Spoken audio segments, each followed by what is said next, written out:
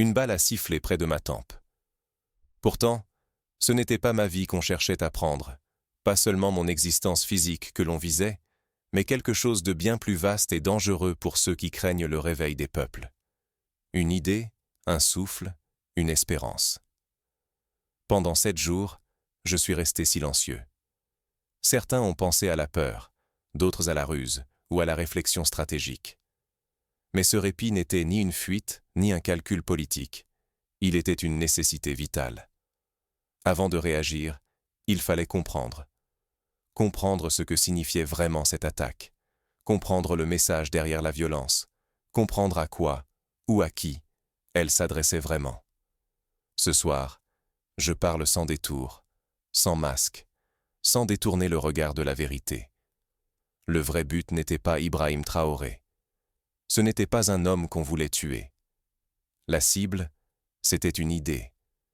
Une idée qui dérange, une idée qui éveille, une idée qui donne naissance à des rêves interdits.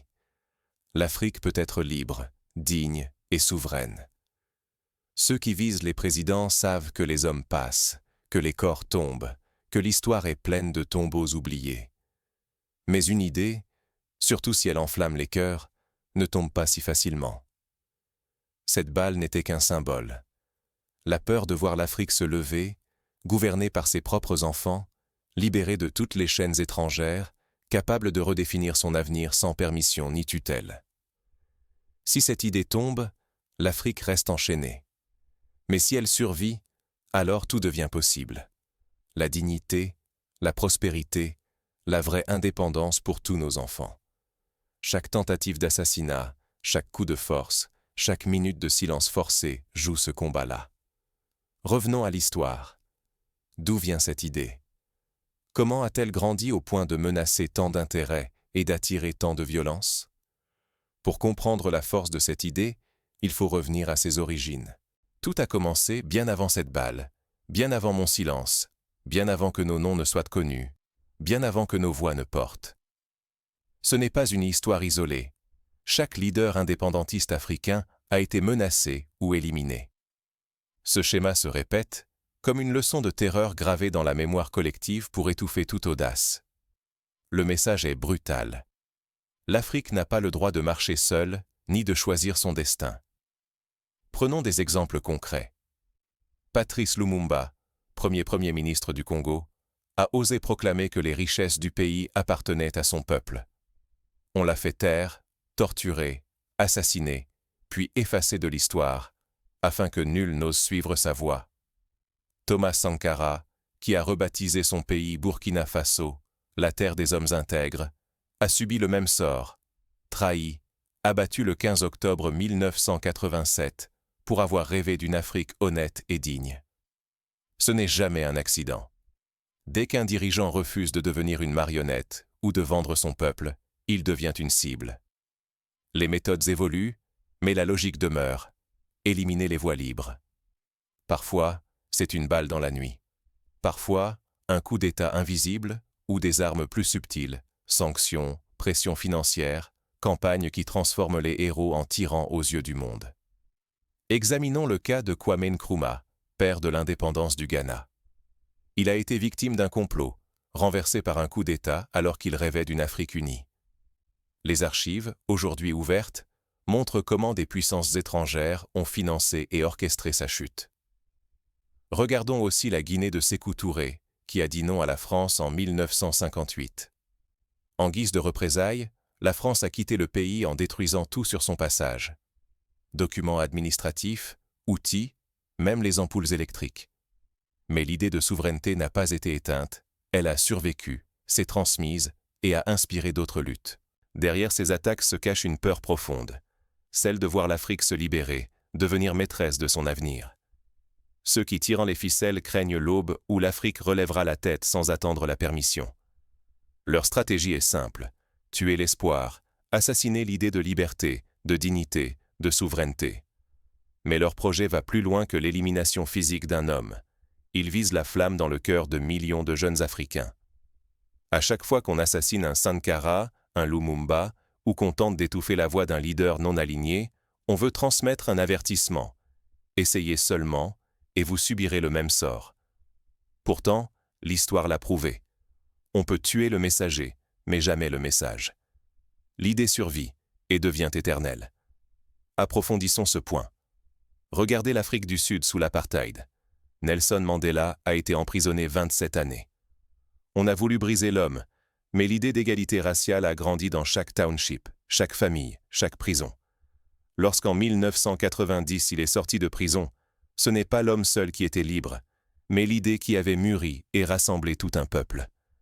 Tout se joue dans ce choix de mémoire. Se souvenir, c'est refuser la fatalité. Oublier, c'est laisser la domination et la trahison tuer nos rêves de souveraineté. Rester spectateur ou devenir acteur de notre propre libération. Voilà l'enjeu. Notre avenir dépend de ce que nous faisons de cette mémoire et de notre capacité à dépasser la peur. Se souvenir ou oublier, c'est choisir son camp, répéter l'histoire ou la transcender. Mais une question demeure, brûlante. Le danger vient-il seulement de l'extérieur, ou sommeille-t-il aussi parmi nous, au cœur de notre maison? Pour comprendre la véritable menace, il faut regarder au-delà des ennemis visibles. Parfois, le poison s'infiltre plus près qu'on ne l'imagine. L'ennemi ne franchit pas la porte par effraction. Il entre lorsque celle-ci a déjà été ouverte de l'intérieur. L'Afrique n'est pas seulement menacée par la force qui vient du dehors, mais par une infection silencieuse qui ronge depuis le cœur. Il existe une maladie ancienne et tenace, la perte de l'hygiène politique, ce relâchement de la discipline morale et collective qui protège une nation de l'effondrement intérieur. Ce mal n'est pas une théorie abstraite. Il a un visage, des conséquences concrètes. Songez à la République démocratique du Congo, assise sur des trésors inouïs, cuivre, or, cobalt, des ressources dont la valeur se compte en milliers de milliards. Pourtant, son peuple vit dans la misère la plus profonde. Des enfants s'endorment le ventre vide, alors que le sol sous leurs pieds nourrit la richesse d'autres continents. Ce n'est pas la fatalité, mais bien la somme de choix humains. Ceux de dirigeants qui ont préféré leur pouvoir à la dignité de leur peuple. Prenons un autre exemple. Le Nigeria, premier producteur de pétrole d'Afrique. Le delta du Niger est l'une des régions les plus riches en hydrocarbures du continent. Pourtant, les villages alentours sont dévastés par la pollution, la pauvreté, l'insécurité. Les retombées économiques, elles, bénéficient à une minorité, souvent complice de firmes étrangères. Le peuple, lui, paie le prix fort. Pourquoi ce paradoxe insupportable? Parce que le pouvoir éprouve ceux qui le détiennent. Gouverner en Afrique expose à 3 grandes tentations, 3 épreuves presque inévitables. La première, c'est la tentation de réprimer l'opposition. On vous dira qu'il faut faire taire les voix dissidentes pour protéger la nation, arrêter des journalistes, interdire les rassemblements. On justifie la brutalité au nom de la stabilité. Mais chaque voix étouffée affaiblit la nation. Chaque prisonnier politique est une blessure profonde à la démocratie. Regardons l'histoire du Zimbabwe sous Mugabe. Au nom de la révolution, l'opposition a été muselée, la presse indépendante bâillonnée. Ce qui aurait pu être un modèle d'émancipation s'est transformé en autocratie, fragilisant l'unité nationale et ruinant l'économie. La deuxième tentation, c'est brader la souveraineté en échange d'une aide, d'un prêt, d'une faveur étrangère. On vous assure que céder un port, une mine, une décision n'est qu'un petit sacrifice pour survivre. Mais chaque concession consentie pour le progrès est une parcelle d'indépendance arrachée. On se retrouve alors otage de ceux qui n'ont jamais voulu notre liberté. Pour illustrer, prenons le port de Djibouti, infrastructure stratégique sur la mer Rouge. Depuis quelques années, la gestion a été confiée à des groupes étrangers. Résultat, une dépendance accrue, des recettes qui échappent au contrôle national et une influence étrangère qui s'étend jusque dans les décisions politiques du pays. La troisième tentation, c'est protéger les corrompus, par fidélité, calcul ou peur de déstabiliser le système. On ferme les yeux devant le vol, l'abus, sous prétexte qu'ils sont nécessaires. Mais tolérer la corruption, c'est inviter le chaos et transformer l'État en machine à piller. On pourrait évoquer le scandale du pétrole contre nourriture en Angola. Des milliards de dollars générés par l'or noir se sont volatilisés dans des comptes privés alors que de nombreux Angolais vivent avec moins d'$1 par jour. La tolérance de la corruption a un coût humain, social et politique immense. Aucun de ces choix n'est anodin. Chacun entr'ouvre un peu plus la porte à l'ennemi véritable. La domination étrangère déguisée en aide, l'exploitation maquillée en partenariat. Céder à ces tentations, c'est devenir complice de sa propre soumission, l'outil d'une histoire qui se répète. Résister, c'est accepter l'isolement, la perte de faux alliés et souvent une douleur profonde. Résister coûte cher. Céder coûte toute une nation. Voilà pourquoi tant de leaders africains ont échoué, et pourquoi d'autres tombent encore dans ces mêmes pièges. La maladie de la politique africaine, c'est d'oublier que l'ennemi intérieur est parfois plus dangereux que l'ennemi venu du dehors. Mais alors, y a-t-il une voie pour échapper à ces pièges? Pour répondre à cette question, il faut regarder en face nos faiblesses, mais aussi nos forces. Car l'histoire africaine regorge de résistance, de renaissance, de moments où tout a semblé perdu, avant qu'une génération ne décide de changer le cours du destin.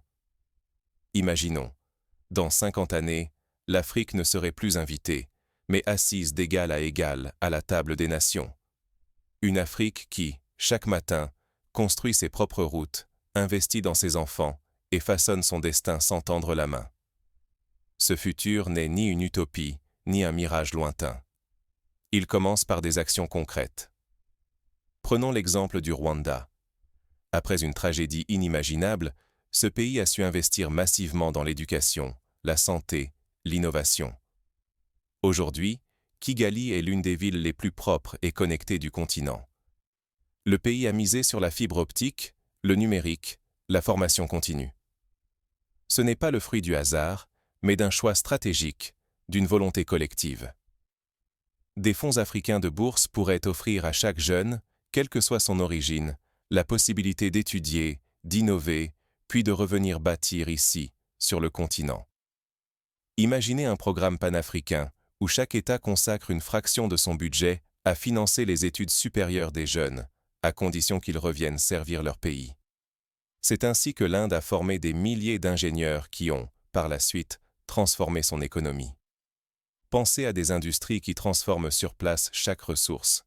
Pas une goutte de pétrole, pas un gramme de cobalt, pas un hectare de terre fertile n'est exporté sans valeur ajoutée. Dans ce futur, les produits arborent fièrement « fabriqués en Afrique ». Le Maroc, par exemple, est devenu en quelques années un leader mondial de l'industrie automobile sur le continent. Non pas en important, mais en fabriquant, en innovant, en investissant dans des chaînes de valeur locales. Visualisez l'indépendance énergétique. Des barrages, des fermes solaires, des éoliennes bâties par des ingénieurs africains, illuminant chaque village, alimentant écoles et usines. Plus jamais otage des coupures, ni du prix du pétrole à l'étranger. Le Kenya a investi dans le géothermique, le solaire, l'éolien, et aujourd'hui, plus de la moitié de son énergie provient de sources renouvelables. L'Éthiopie a construit le plus grand barrage d'Afrique sur le Nil bleu, le barrage de la Renaissance, pour garantir son autonomie énergétique. Voyez des alliances régionales solides, des économies unies, des marchés communs, des universités partagées, des laboratoires qui collaborent du Caire à Dakar, de Lagos à Durban. Le commerce circule d'abord entre Africains. Les frontières deviennent des ponts, non des murs. La zone de libre-échange continentale africaine, lancée en 2020, ouvre la voie à une intégration économique inédite. Si chaque État africain s'y engage sincèrement, les échanges intra-régionaux pourraient multiplier la richesse du continent, créer des millions d'emplois et rendre l'Afrique moins dépendante des marchés extérieurs. Dans cette Afrique, la jeunesse est l'une des plus éduquées du monde, maîtresse des outils numériques, innovant dans la santé, l'agriculture, la technologie. La diaspora investit, non par nostalgie, mais parce que l'Afrique est devenue un choix rationnel et lucratif. Prenons l'exemple du secteur technologique au Nigeria, où Lagos est aujourd'hui considéré comme la Silicon Valley africaine. Des entreprises de la diaspora y investissent, créant des emplois et des solutions adaptées aux réalités africaines. Sur tout le continent, des routes, des ports, des hôpitaux, des universités de rang mondial émergent, conçues et entretenues par des mains africaines. Chaque nation devient un partenaire respecté. Ni mendiant, ni subalterne, mais force de proposition. Mais ce tableau d'espoir ne se dessinera pas tout seul. Chaque acteur a sa part de responsabilité. Les dirigeants, qui doivent placer l'intérêt du peuple avant celui du clan ou d'une puissance étrangère. Les jeunes, qui doivent faire de la formation et de l'innovation leurs armes de libération. La diaspora doit cesser de fuir, cesser de regarder la terre-mère avec pitié et revenir bâtir, investir, transmettre. Le peuple doit exiger des comptes, refuser la corruption, soutenir l'intérêt collectif avant l'individuel. Pour y parvenir, il existe des étapes concrètes. Adopter des lois de transparence budgétaire, comme l'a fait le Ghana, où chaque dépense publique est publiée en ligne. Mettre en place des programmes d'alerte citoyenne contre la corruption, comme au Botswana, qui reste l'un des pays les moins corrompus du continent. Créer des incubateurs d'entreprises dans chaque capitale régionale afin de stimuler l'innovation locale et d'attirer les talents de la diaspora. La Tunisie et le Sénégal ont déjà mis en place des structures similaires qui accompagnent les jeunes entrepreneurs, favorisent l'accès au financement et encouragent le retour des cerveaux. Le choix, simple mais radical, s'offre à nous. Agir ou rester passif. Si nous agissons, l'Afrique prospérera, debout, dirigée par ses enfants. Si nous restons immobiles, la dépendance et la honte pèseront sur nos épaules et celles de nos enfants. Nous sommes la génération qui peut refuser d'être victime de l'histoire pour en devenir l'auteur. Ce que nous faisons aujourd'hui décidera si, dans 50 années, l'Afrique sera à la table des puissants, ou toujours servie sur le menu des puissances. Dans l'ombre, ceux qui craignent cette renaissance s'agitent déjà. Car assassiner un homme, c'est tenter d'étouffer une idée, mais une idée, elle, ne meurt jamais. Une révolution qui étouffe la critique n'est qu'une dictature travestie. C'est pourquoi nos engagements doivent être tangibles et visibles, et non de simples promesses lancées dans le vent. La liberté d'expression, la souveraineté intransigeante et la justice impartiale sont les fondations qui séparent la vraie révolution d'un simple changement de maître. Nous devons accueillir la critique, même quand elle dérange, même quand elle vient de voix isolées. Le droit de questionner, de dénoncer l'injustice, doit être défendu pour tous, pas seulement pour ceux qui sont dans le camp du pouvoir.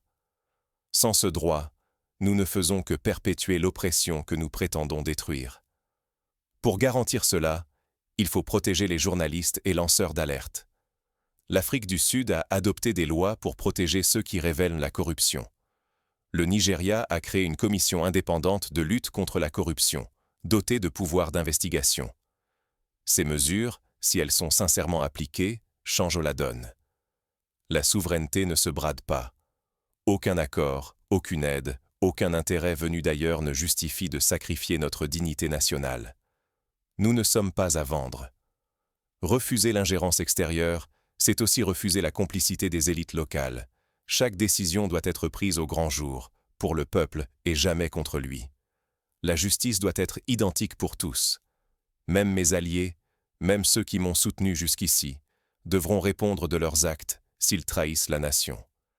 L'amitié, le clan, la position ne protégeront plus jamais la corruption. Le Burkina Faso et toute l'Afrique méritent des dirigeants exemplaires qui condamnent l'abus et honorent la vérité. Mais ces principes n'ont de sens que s'ils se traduisent en actes. Voilà ce que nous proposons. D'abord, transformer à la base, en développant chaque village, chaque quartier, pour que nul ne soit oublié. Ensuite, garantir une éducation gratuite et de qualité, afin que chaque enfant, où qu'il vive, ait les mêmes chances d'avancer. Nous instaurerons une gestion transparente des ressources. Chaque franc dépensé sera rendu public, chaque contrat publié, chaque décision débattue au grand jour. Nous ouvrirons des plateformes pour la diaspora, afin que les filles et filles éloignées participent à la construction nationale, apportant leurs idées, leur savoir-faire et leur énergie. La révolution ne pourra réussir sans eux. Et surtout, nous mobiliserons toutes les couches sociales, citoyens, diaspora, jeunesse, anciens, responsables. Chacun a un rôle, chacun porte une part de responsabilité. Le risque est immense. Si nous échouons à rassembler tous les acteurs, si nous laissons l'indifférence ou la peur s'installer, alors la révolution sera tuée dans l'œuf. Nous retomberons dans le cycle, oppression, promesses déçues, dépendance, exploitation. Mais si chacun s'engage, si chacun refuse d'abandonner, alors nous pourrons briser enfin cette chaîne. Ce sont ces choix, ces engagements et ces actes qui feront la différence. La liberté, la dignité, la souveraineté ne sont pas de simples mots. Elles se bâtissent par la vigilance et la participation du peuple. L'heure n'est plus au discours, mais à l'action. Ceux qui ont tiré pensaient à faire taire un homme. Mais ils ont réveillé une idée plus forte, une idée capable de changer l'Afrique tout entière. Ils peuvent abattre un homme, mais jamais une idée. Ce soir, demandez-vous. Et maintenant, que ferez-vous? Regardez autour de vous. À chaque fois qu'un homme est tombé, c'est une idée qu'on a voulu étouffer. Mais une idée ne meurt que si nous laissons son souffle s'éteindre en nous. La trahison ne commence pas par des cris, mais par des silences, par la petite voix qui nous pousse à oublier nos principes, à détourner les yeux. C'est là que l'abandon s'installe, insidieux. Aujourd'hui, le destin de l'Afrique ne repose plus sur quelques dirigeants ou héros isolés. Il est entre les mains de chacun. De la mère qui transmet la dignité à ses enfants. Du jeune qui refuse de vendre son âme pour quelques billets froissés. Du fonctionnaire qui privilégie l'intégrité à la facilité. Imaginez une journée ordinaire dans un village du Mali. Une institutrice refuse un pot de vin pour fausser les notes d'un élève.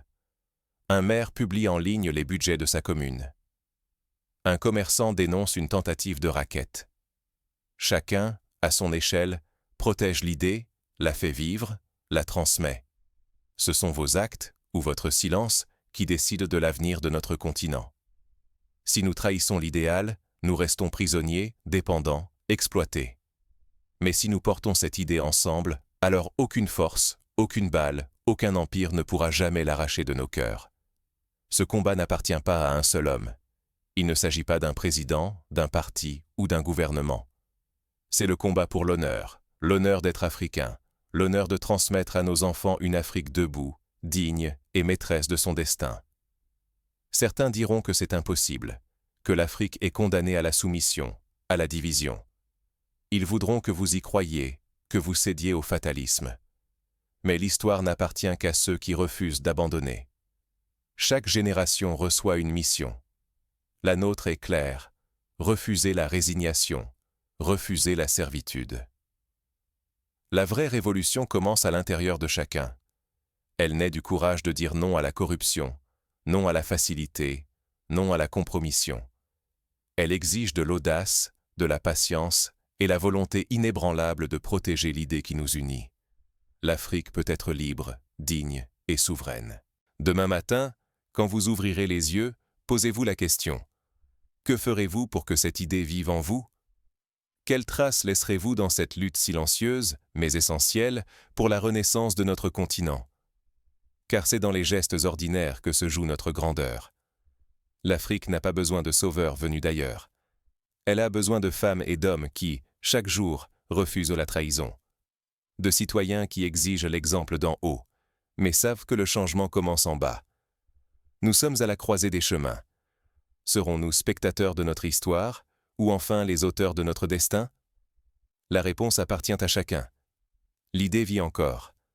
Serez-vous prêt à la défendre?